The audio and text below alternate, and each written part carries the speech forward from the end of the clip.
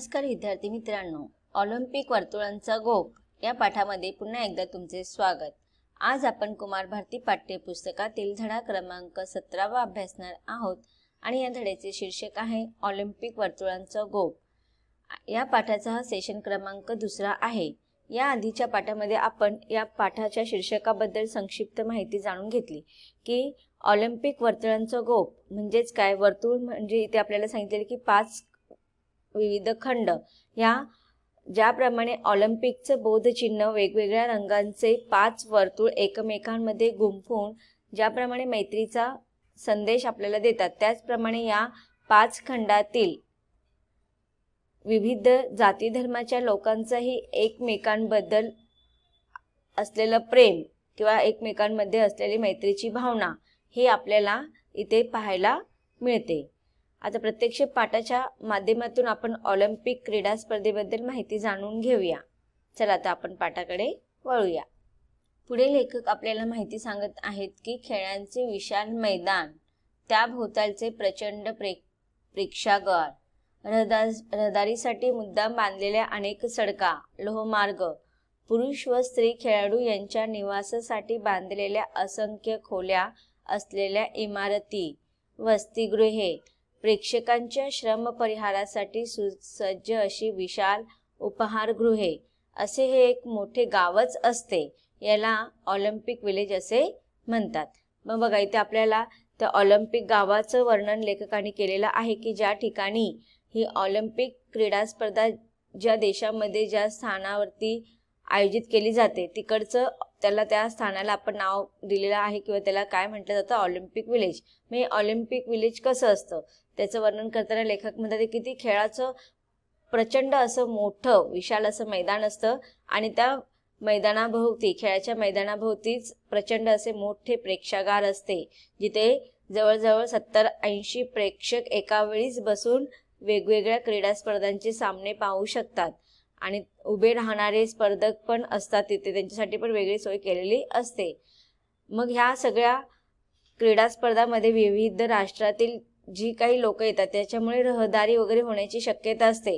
मग ह्या रहदारीसाठी मुद्दाम विशिष्ट प्रकारचे बांधलेले अनेक सडका, लोहमार्ग आणि जे काही या क्रीडा स्पर्धांमध्ये सहभागी होणारे स्त्री किंवा पुरुष खेळाडू असतात त्यांची राहण्यासाठी निवासासाठी असलेले असंख्य खोल्या असलेल्या इमारती की त्यांची एक या खेळाडूंची एक विशिष्ट प्रकारची राहण्याची सोय ज्या ठिकाणी केली जाते त्यांच्या निवासस्थान कुठे असतं ते इमारती, वसतिगृहे या ठिकाणी केली जातात। त्याच्यानंतर प्रेक्षकांसाठी श्रम परिहारासाठी आता वेगवेगळ्या राष्ट्रातून प्रेक्षक वर्ग येतो आणि मोठ्या असंख्य प्रमाणामध्ये तो येतो। मग या प्रेक्षकांच्या आरामासाठी सुद्धा श्रम परिहारासाठी म्हणजे त्यांना आरामासाठी सुसज्ज अशी विशाल उपहारगृहे म्हणजेच आपण त्याला म्हणू शकतो किंवा हॉटेल वगैरे जे असतात की नाही त्याला हे सगळी तयारी केलेली असते आणि हे सगळं त्या एकाच गावामध्ये आयोजित केलेलं असतं, म्हणून त्याला आपण ऑलिम्पिक विलेज असे म्हणतो। ऑलिम्पिक विलेज वसवण्याची कल्पना इसवी सन 1956 मध्ये मेलबोर्न येथे मांडण्यात आली। पहिले ऑलिम्पिक विलेज सुद्धा तिथेच करण्यात आलेलं होतं। मग बघा 1956 साली मेलबोर्न इथे ऑलिम्पिक विलेज ही कल्पना वसवण्यात आली आणि त्याच ठिकाणी हे ऑलिम्पिक क्रीडा स्पर्धा आयोजित केल्याने तिथे सर्वप्रथम ऑलिम्पिक विलेज बांधण्यात आलेलं होतं। ऑलिम्पिक सामने दर 4 वर्षांनी होतात। हे सामने जवळजवळ 5 दिवस चालतात। इसवी सन पूर्व 776 मध्ये हे सामने झाल्याची पहिली नोंद ग्रीस देशाच्या इतिहासात सापडते। त्यावेळी स्पर्धेत यशस्वी होणाऱ्या खेळाडूंचा ऑलिव्ह वृक्षाच्या फांदीची माळ घालून गौरव करण्यात येत असे। ग्रीस देशातील अनेक शहरे परस्परातील भेदभाव विसरून या यशस्वी स्पर्धकांचे प्रचंड स्वागत करत। मग बघा इथे ह्या स्पर्धकामागचं आयोजन आपल्याला समजत आहे की एकोपा निर्माण होणे, आपापसामध्ये जे काही द्वेष, शत्रुत्व, हे काही परस्पर जे काही भेदभावाच्या भावना मनामध्ये होत्या ह्या आंतरराष्ट्रीय स्तरावरती ऑलिम्पिक क्रीडा स्पर्धेमुळे वेगवेगळ्या शहरातील लोकांमध्ये ती वैमनस्याची शत्रुतेची भावना ह्या दिवसांमध्ये निघून जाते आणि सगळे एकमेकांबरोबर आनंदाने आणि शत्रुत्वाची भावना विसरून मित्रत्वाच्या भावनाने हा खेळ आणि त्याचा आनंद सगळेच राष्ट्रातील जनता घेत असते. मग इथे लेखक सांगत आहेत की ग्रीस देशातील अनेक शहरे परस्परातील भेदभाव विसरून या यशस्वी स्पर्धकाचे प्रचंड स्वागत करत. या सामन्यातील खेळाडूंना राष्ट्रीय सण समारंभांच्या वेळी मानाचे स्थान मिळत असे. मग बघा आता ह्या ऑलिम्पिक क्रीडा सामन्यामध्ये जे कोणी स्पर्धक जे खेळाडू वेगवेगळे पदक जिंकत असे 3 प्रकारचे पदक दिले जातात. कांस्य पदक, सुवर्ण पदक आणि रजत पदक.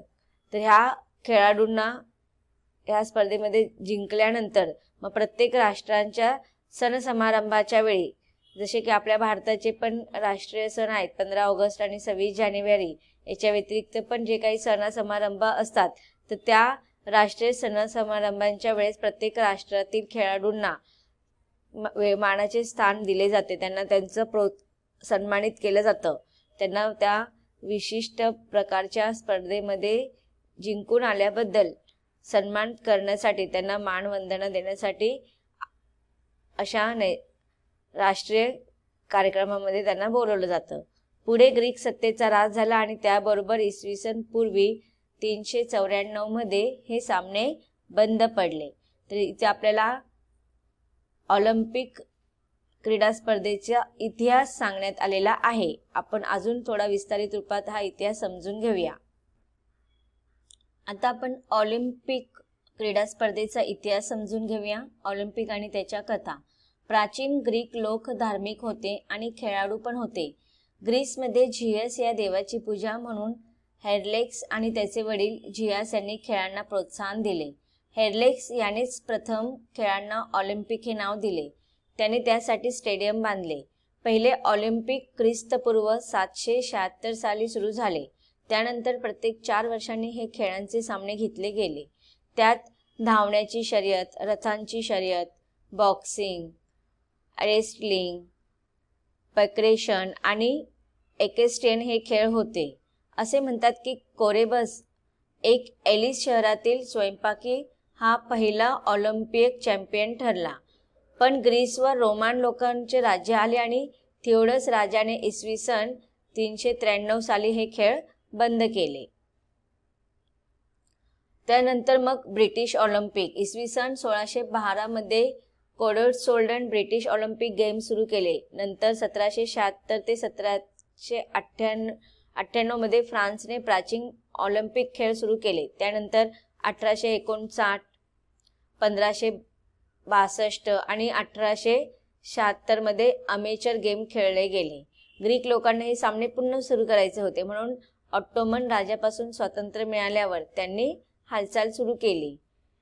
इवागेलोस झप्पास या श्रीमंत ग्रीक रोमन वंशाच्या माणसाने ऑलिम्पिक खेळाच्या पुनरुज्जीवनासाठी देणगी देण्याची तयारी दाखवली आणि 1859 मध्ये एथेन्स येथे पहिले ऑलिम्पिक खेळ सुरू झाले. बेरोन पेरी कोबेर्तिनी याने इंटरनॅशनल ऑलिम्पिक कमिटीची स्थापना केली. त्याने पण अंतर्देशीय दर 4 वर्षांनी खेळले जाणारे खेळ अशी संकल्पना राबवली आणि त्याप्रमाणे 1856 मध्ये अथेन्समध्ये खऱ्या अर्थाने इंटरनॅशनल ऑलिम्पिक कमिटीच्या नियमांप्रमाणे ऑलिम्पिक खेळ सुरू झाले. यामध्ये 14 देशांनी भाग घेतला. 241 स्पर्धक आले होते आणि 43 खेळ झाले. झप्पासने ग्रीक सरकारकडे पैसे जमा करून खेळासाठी एक ट्रस्ट निर्माण केली. त्यातून ऑलिम्पिकला अर्थसहाय्य देण्याचे ठरवण्यात आले आणि असे ठरले की दर 4 वर्षांनी खेळ खेळले जातील आणि यजमानपद दरवर्षी बदलत राहील. पुढे ऑलिम्पिकमध्ये बरेच बदल घडत गेले. प्रथम समर म्हणजे उन्हाळी ऑलिम्पिक होते. नंतर उन्हाळी आणि हिवाळी असे 2 प्रकार झाले. उन्हाळी ऑलिम्पिकमध्ये बेसबॉल, ॲथलेटिक्स, शर्यती, कुस्ती इत्यादी खेळ खेळण्यात येत होते आणि हिवाळी ऑलिम्पिकमध्ये बर्फावरील सर्व खेळ उदाहरणार्थ स्काईंग, स्केटिंग इत्यादी. हिवाळी ऑलिम्पिक पण दर 4 वर्षांनी खेळले जातात आणि उन्हाळी ऑलिम्पिकच्या 2 वर्षानंतर खेळले जातात. 1948 मध्ये लुडविग गट्टेमान यांनी दुसऱ्या महायुद्धात जायबंदी झालेल्या सैनिकांची मानसिकता उंचवण्यासाठी पॅरालिम्पिक सुरू केले. आता जगभरातील अपंग आणि विशेष लोकांसाठी सुद्धा हा खेळ सुरू झालेला आहे. 1960 मध्ये रोममध्ये 400 खेळाडूंनी भाग घेतला होता.